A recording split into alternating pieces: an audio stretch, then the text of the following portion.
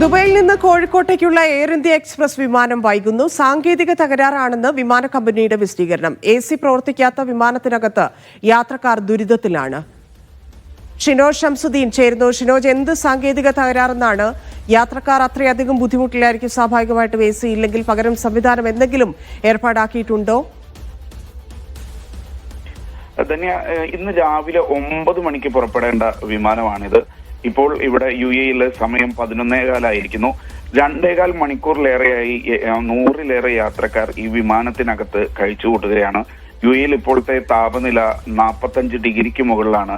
AC പ്രവർത്തിപ്പിക്കാത്തതിനാൽ യാത്രക്കാർ വിയർത്തൊലിച്ചാണ് ഇപ്പോൾ വിമാനത്തിനകത്ത് ഇരിക്കുന്നത്.